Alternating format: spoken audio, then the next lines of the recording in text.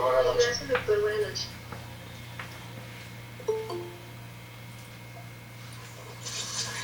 Buenas noches, doctor. Buenas noches. Doctor, buenas noches. Buenas noches. Buenas noches, doctor. A un teléfono. Buenas noches, doctor. Buenas noches, doctor.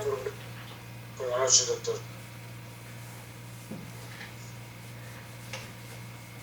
Bueno, mis doctores, ¿en qué artículo quedamos el día de ayer?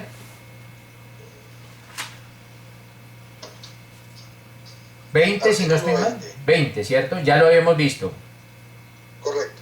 Perfecto, entonces hoy terminamos unas cositas, entramos a jurisdicción y competencia y ya vamos a empezar en forma.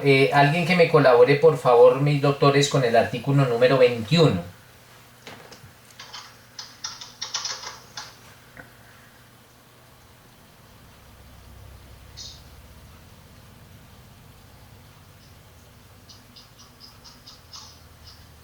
¿Sobre cosa juzgada, profe?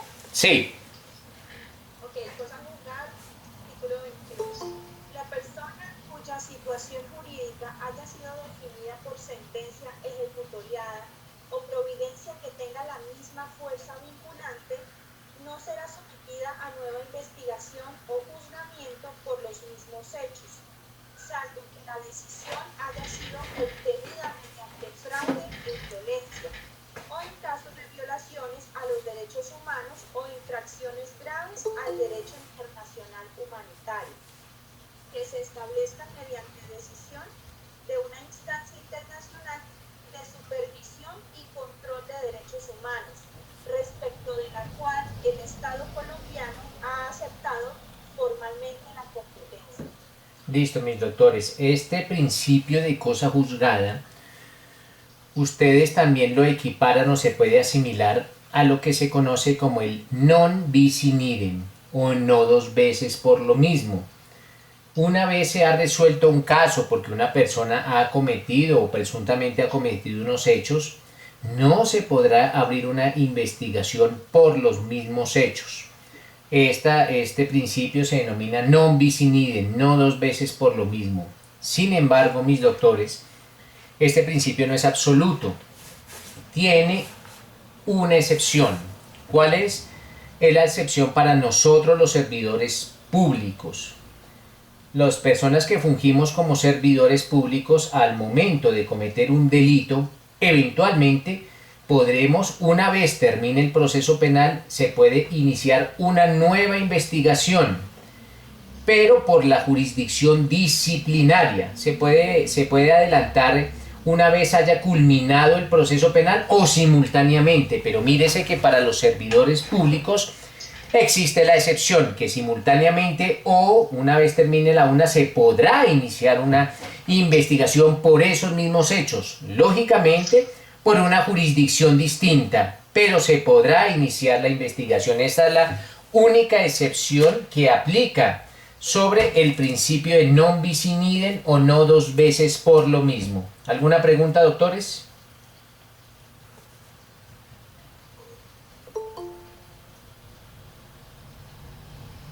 No, señor. Perfecto. Artículo 22, por favor. Compañeros. Artículo 22.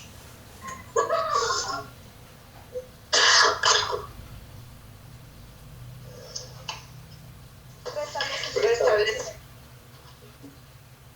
Cuando sea precedente, la Fiscalía General de la Nación y los jueces deberán adoptar las medidas necesarias para hacer cesar los efectos producidos por el delito y las cosas vuelvan al estado anterior, si ello fuere posible, de modo que se restablezcan los derechos quebrantados independientemente de la responsabilidad penal.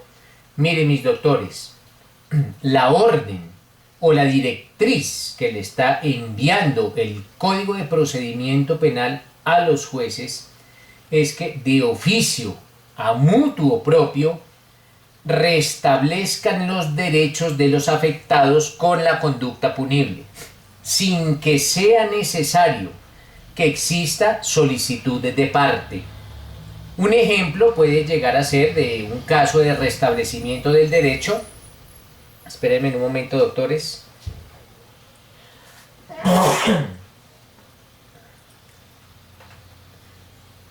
Un caso puede llegar a ser un delito de estafa en el cual el procesado suplante al verdadero propietario de un bien inmueble y realiza la venta del mismo.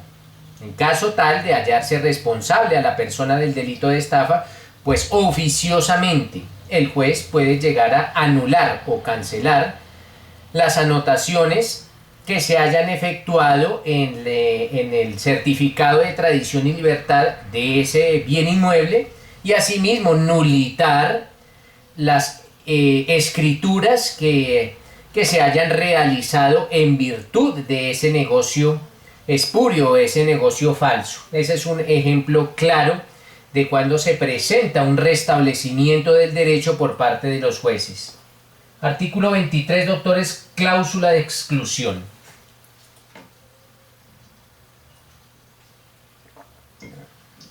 Artículo 23, cláusula de exclusión. Toda prueba obtenida con violación de las garantías fundamentales será nula de pleno derecho, por lo que deberá excluirse de la actuación procesal.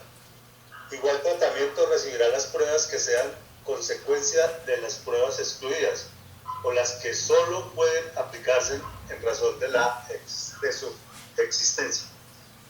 Bueno, mis doctores, para este evento, para entender mejor este artículo, vamos a recordar algunos conceptos que estudiamos en nuestro derecho probatorio. Recuerden, mis doctores, que existen dos clases de pruebas: las pruebas ilegales y las pruebas ilícitas. Las pruebas ilegales habíamos indicado que eran aquellas que no cumplían con todos y cada uno de los requisitos o los procedimientos que la ley consagraba para que la prueba se aduciera o para que la prueba naciera o para que la prueba se pudiera incorporar. No se cumplían con todos los requisitos que la ley exige para que esa prueba nazca a la vida jurídica. Y asimismo, indicábamos que la prueba ilícita era la prueba que violaba o atentaba contra derechos fundamentales. ¿Qué nos está hablando la cláusula de exclusión? Que cuando las partes, ya sea fiscalía o defensa, adviertan que su contraparte tiene un elemento material probatorio que es ilegal o ilícito, lo conveniente es que le soliciten al juez su exclusión. Ojo, la exclusión de la prueba. ¿Por qué hago énfasis o por qué hago hincapié en el término exclusión? Porque algunas personas suelen confundir los términos exclusión, rechazo o inadmisibilidad de una prueba. Entonces, mis doctores, cuando la prueba sea ilícita o cuando la prueba sea ilegal, la parte le debe solicitar al juez la exclusión. Por eso ese artículo, mis doctores, se denomina cláusula de exclusión. Prueba ilícita o prueba ilegal, exclusión. Su señoría, le solicito la exclusión de este elemento material probatorio por ilegal o por ilícito y pues a continuación se procederá a argumentar del por qué esa solicitud. Pero si la prueba es ilegal o ilícita, se solicita exclusión. El inciso segundo de este artículo 23 nos habla de aquella teoría que ustedes aprendieron o que repasaron en su derecho probatorio que se denomina la teoría del fruto del árbol envenenado, en el cual se indicaba que si una prueba es ilícita o una prueba es ilegal, todas las demás que se desprendan de aquella, de la ilícita o ilegal, correrán la misma suerte. En materia penal, y eso lo vamos a ver más adelante, pero si quieren consignarlo de una vez está bien, en materia penal existen 3 exclusiones, o 3 excepciones, mejor dicho, 3 excepciones a la teoría del fruto del árbol envenenado. Y estas 3 excepciones se denominan así. La primera, el vínculo atenuado. La segunda, el descubrimiento inevitable. Y la tercera, la fuente independiente. Esas son las 3 excepciones a la teoría del fruto del árbol envenenado. Listo, primera excepción, fuente independiente. Segunda, vínculo atenuado. Y tercera, descubrimiento inevitable.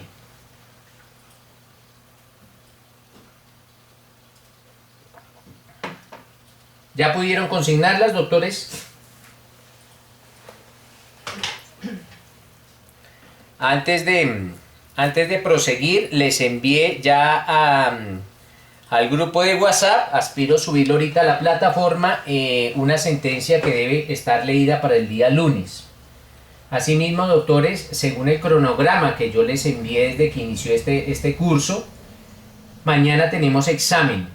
Para la realización de la evaluación necesito que pues igual asistan a la charla, que se conecten, yo les envío el link y ya estando en clase virtual les voy a enviar otro link al cual deben conectarse y al abrir el link inmediatamente les va a abrir una página. Esa página contiene las preguntas del examen.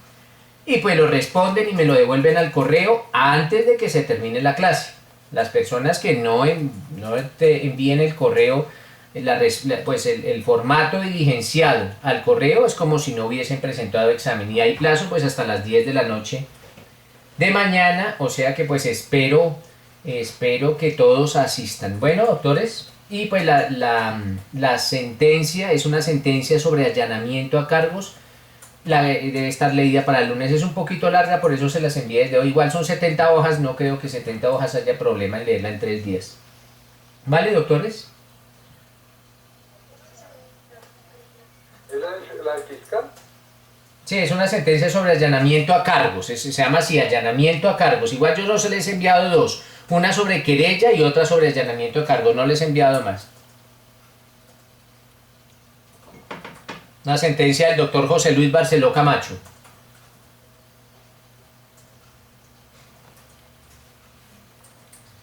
Bueno, doctores, artículo número 24, por favor. Profe, qué pena, dijiste que es la tercera, ¿qué? ¿Descubrimiento de qué? No, descubrimiento inevitable. Ok, gracias. Vale. 24, por favor.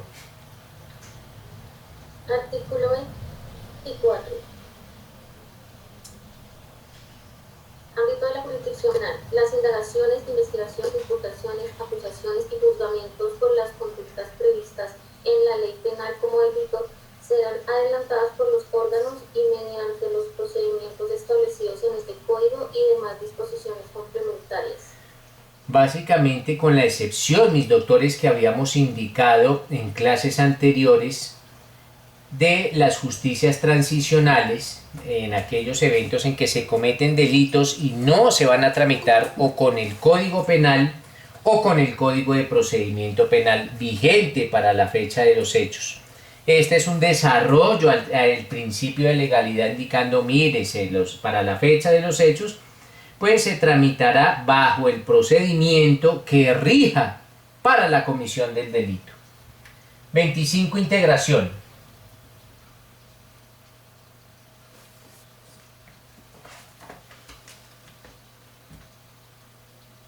Artículo 25. Integración.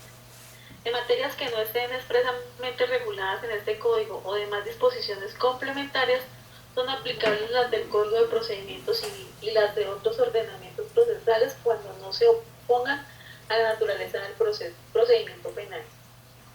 cuando el operador jurídico, cuando la persona que esté fungiendo como juez, fiscal, defensor, para comprender o para dar aplicación totalmente a una norma, ya sea del Código Penal o del Código de Procedimiento Penal, tenga que acudir a otros códigos, ya sea a otros códigos sustantivos o a otros códigos procesales, esa figura la consagra el Código de Procedimiento Penal como integración. También se conoce como remisión normativa. Un ejemplo, por allá ustedes en su derecho penal especial estudiaron un delito que se denomina el delito de especulación. Y básicamente es la persona que altea algunos precios o cambie los precios regulados de algunos bienes que se denominan los bienes de la canasta familiar. Si nosotros quisiéramos entender a cabalidad este delito, pues tendríamos que remitirnos a otras normas para conocer cuáles son efectivamente los bienes incluidos dentro de la canasta familiar.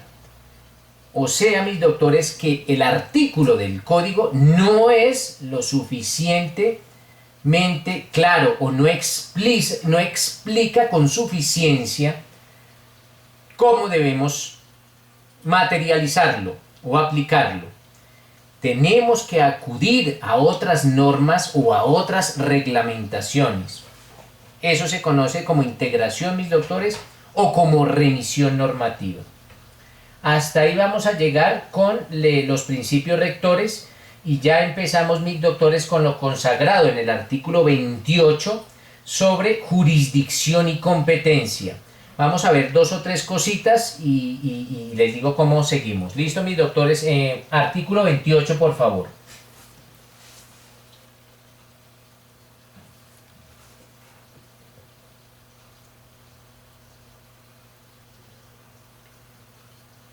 Artículo 28. La jurisdicción penal ordinaria.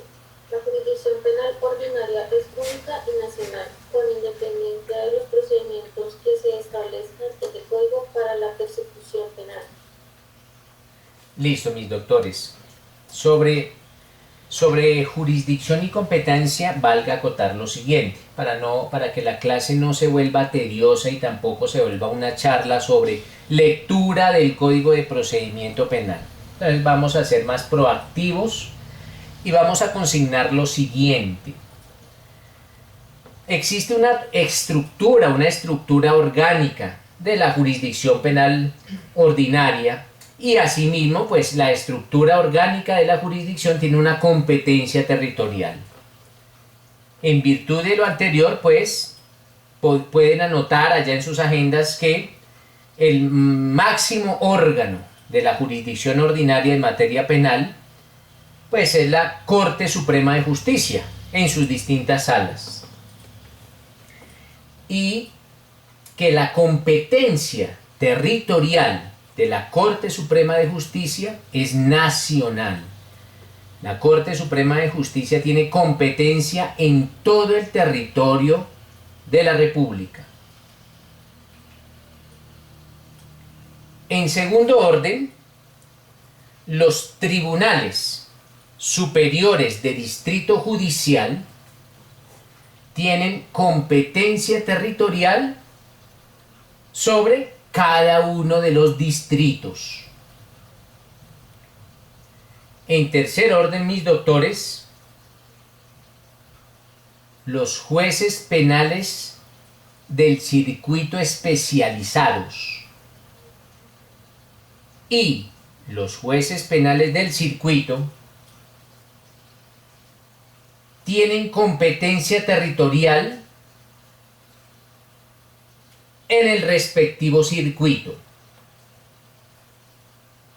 Y por último, los jueces penales municipales tienen competencia en el respectivo municipio. ¿Quién determina cuáles son los circuitos judiciales? o cuáles son los distritos judiciales es el Consejo Superior de la Judicatura en su sala administrativa. Entonces, el Consejo determinará qué municipios corresponden a un circuito o qué municipios corresponden a un distrito judicial. Profesor, una pregunta. No le entendí. El Consejo de la Judicatura es la que determina los distritos, ¿cierto? Sí, y los circuitos. Entonces un circuito podrá comprender, por ejemplo, 2 o 3 municipios. Entonces ese será un circuito. O un distrito podrá comprender 20 o 30 municipios. Ellos dependen de una administración territorial que realizan, determinan. Pues los municipios no, porque los municipios ya están establecidos por la ley. Pero el Consejo sí determina cuáles son los circuitos y cuáles son los distritos. En donde pues, ¿en qué se diferencia un circuito de un distrito, profesor? Pues el circuito es más pequeño. El circuito casi siempre corresponde a pocos municipios. Un distrito, en la mayoría de ocasiones, no siempre, pero un distrito se puede asimilar a un departamento. Pero en algunos casos, en un departamento existen hasta 2 distritos, porque son departamentos grandes. Por ejemplo, en Boyacá existen 2 distritos, el distrito de Tunja y el distrito de Santa Rosa de Viterbo. En el Valle también existen 2 distritos, el distrito de Cali y el distrito de Buga. Pero casi siempre el distrito es como asimilable a un departamento. Es más grande el distrito que el circuito. Listo. ¿Y en qué sala es que se determina esa distribución? En la sala administrativa del Consejo Superior de la Judicatura. Gracias, profesor. Artículo 29, mis doctores. Alguien que lo lea, por favor.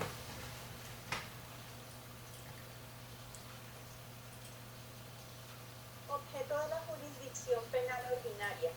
Artículo 29. Corresponde a la jurisdicción penal la persecución y el juzgamiento de los delitos cometidos en el territorio nacional y los cometidos en el extranjero en los casos que determinen los tratados internacionales suscritos y ratificados por Colombia y la legislación interna. Entonces, mis doctores, esta función jurisdiccional de la justicia penal ordinaria básicamente la realizan 2 entes: la Fiscalía General de la Nación y la rama judicial. Algunas personas tienden a incluir a la Fiscalía dentro de la rama judicial y pues en algunas ocasiones comparten algunas funciones. Pero básicamente la Fiscalía es la encargada de la investigación de los delitos y la rama judicial es la encargada del juzgamiento de los delitos. Artículo 30, doctores.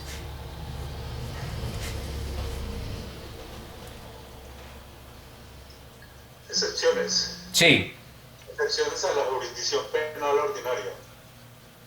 Se exceptúan los delitos cometidos por miembros de la fuerza pública en servicio activo y en relación con el mismo servicio, y los asuntos de los cuales conozca la jurisdicción indígena. Miren, mis doctores, ¿qué excepciones hay a la jurisdicción penal ordinaria? Lo que nosotros conocemos como los fueros. Existen 2 clases de fueros. El primero, ustedes lo conocen como el fuero penal militar. Y el segundo, como el fuero indígena. Haciendo alusión al primero, cuando se activa la justicia penal militar, cuando el delito es cometido por un militar en servicio activo y el hecho está relacionado con el ejercicio de sus funciones.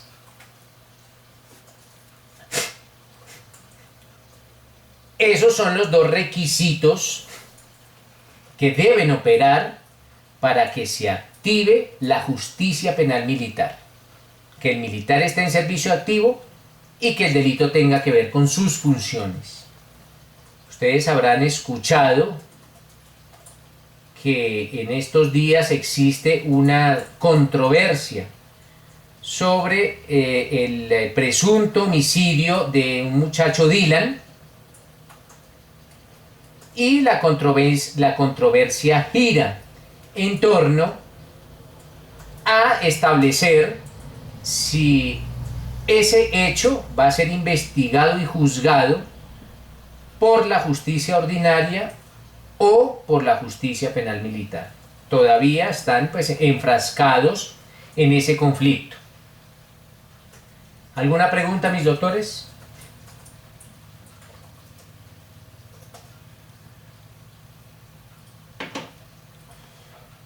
No, señor.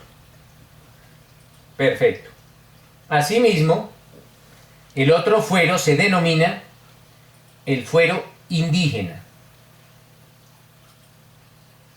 Y para que se active o para que opere este fuero indígena, pues primero, resulta lógico, se requiere que la persona procesada pertenezca a una comunidad indígena. Que esa comunidad indígena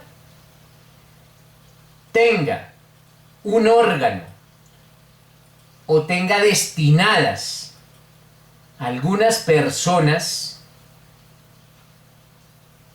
para la investigación o juzgamiento de los delitos. Asimismo, se requiere que el delito se cometa dentro del territorio de la comunidad indígena, salvo que el miembro de la comunidad hubiese salido temporalmente, ojo con el hubiese salido temporalmente del territorio indígena y hubiese cometido el delito por fuera del mismo. Esto por vía jurisprudencial. Hubo un caso en el cual un miembro de una comunidad indígena fue invitado a Expo Artesanías en Corferias, y un turista, un visitante de la feria artesanal, al observar el pabellón del indígena, se burló de él. El indígena lo mató. Este caso fue investigado y juzgado por la justicia indígena, por cuanto el miembro de la comunidad indígena salió pero temporalmente del territorio indígena. No estaba desarraigado de la comunidad, no. Él salió fue solo a cumplir esa labor de exponer las artesanías en una feria. Entonces, cuando se presentan estos abandonos muy temporales por un muy corto lapso y el delito se comete fuera del territorio, también será juzgado por la justicia indígena. ¿Alguna pregunta, doctores? Doctor, yo tengo una pregunta. Cuéntenme. En el caso, por ejemplo, de que en un territorio indígena algún militar en el ejercicio de sus funciones, por ejemplo, cometa un homicidio dentro del territorio indígena, ¿por cuál va a ser un homicidio o cualquier delito? ¿Por cuál jurisdicción va a ser procesado? ¿Por la penal militar o por la indígena? Pues acorde con las características que dimos anteriormente, este militar será juzgado por la justicia ordinaria, porque el primer requisito es que el procesado sea miembro de la comunidad indígena, a menos, doctor, que el militar también hubiese sido miembro de la comunidad indígena. En ese caso sí habría que pensarlo, pero si es un militar que no hace parte de la comunidad indígena, nosotros cuando prestamos servicios fuimos a algún territorio de alguna comunidad indígena y cometimos algún delito, pues nos juzgará o nos investigará y nos juzgará la justicia ordinaria. La justicia indígena es solo para los miembros de su comunidad. Doctor, y en ese caso, por ejemplo, que decía David, si el indígena está prestando el servicio militar por un año, ¿sí? Y dentro de sus funciones comete algún delito, si así lo determina la ley. En este caso, él, siendo que es militar, pero también es indígena, ¿cuál de las dos justicias prevalece? Doctor, no estamos hablando de prevalencia, ya tendría que ser el Consejo Superior de la Judicatura quien es el encargado de dirimir los conflictos de competencia en establecer cuál de las dos. Yo me inclinaría por la justicia indígena, por cuanto el fuero cultural, el vínculo cultural es más fuerte que el vínculo militar. El vínculo militar para un soldado será de 2 años máximo, como el vínculo cultural de una persona con su comunidad lo va a acompañar hasta el momento de su muerte. Pensaría yo, pero pues ya sería el consejo quien entrara como a sopesar cuál de las dos justicias se primaría sobre la otra. Bueno, doctores, así como les dije anteriormente, para que esta clase no se nos vuelva como tan monótona, y de hecho ya es fastidiosa así por virtualidad, porque no tengo la oportunidad de regañarlos personalmente, pues, ¿qué sigue en nuestro Código de Procedimiento Penal? Pues la competencia de los delitos que juzga tanto la Corte Suprema de Justicia, como los tribunales, como los juzgados penales del circuito especializado, los juzgados penales del circuito, los juzgados penales municipales y los juzgados de control de garantías. Esa competencia sobre los delitos que trata o que tiene que ver con cada una de estas entidades, pues está consagrada de los artículos 32 y siguientes del Código Penal. No quiero que esta clase se nos vuelva tediosa. Una clase de lectura de código no sirve para nada. Entonces, junto con esa lectura de la jurisprudencia, van a leer los artículos sobre la competencia de la Corte, de los tribunales y de los juzgados. De aquí al lunes que estén leídos estos poquitos artículos, si surge alguna duda, la plasmamos y tratamos de responderla. Y en caso que no, pues el objetivo mío no es que ustedes memoricen, porque ese no es el método que se aplica actualmente, pero que sí lleguen a establecer en un determinado momento, al presentarse un caso, qué juez va a ser el que va a juzgar ese delito. Entonces les diré el delito de homicidio. Ustedes ya saben que es el juez del circuito. Pero si es un homicidio en persona protegida, pues será un juez del circuito especializado. Allá están muy claramente plasmadas las competencias tanto de la Corte, los tribunales y los juzgados. Por favor, leamos esos artículos. Nos vamos a trasladar al artículo número 56, que nos habla, mis doctores, sobre los impedimentos y las recusaciones. Inicialmente, valga decir lo siguiente. Un impedimento, mis doctores, es un hecho. Un hecho, nace un hecho o se presenta un hecho por el cual un juez se debe apartar del conocimiento de ese caso. Me explico. Al despacho de un juez llega un proceso. Lógicamente estamos hablando de un juez penal. Llega un proceso, pero asimismo se presenta un hecho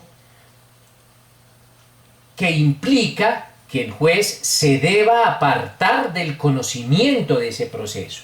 Por ejemplo, que ese proceso tiene como procesada a la esposa del juez. Hombre, se materializa ese hecho, y el juez debe apartarse del conocimiento de ese caso por cuanto la procesada es su cónyuge. Un ejemplo, ese es un impedimento. En igual sentido, mis doctores, una recusación parte de la base que, existiendo el hecho, el juez no se aparta del conocimiento del proceso. Y al no apartarse del conocimiento del proceso, pues la defensa o la fiscalía recusarán a ese juez. Le indicará al señor juez, lo recuso. ¿Por qué? Porque se presenta un hecho y usted se debe apartar del conocimiento de este caso. ¿Entendida la diferencia entre impedimento y recusación, doctores?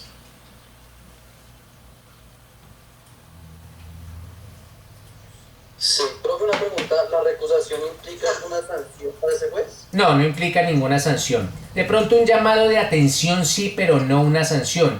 ¿Por qué? Porque la recusación, como les repito, parte de la base que se presenta el hecho, pero el juez tosudamente no se aparte del conocimiento. De pronto sí le podrían llamar la atención. Pero digamos que una investigación disciplinaria o penal no llega hasta esos límites, no alcanza a llegar. Gracias. Listo, mis doctores. Entonces tomémonos un tintico, en 10 minutos nos vemos y proseguimos.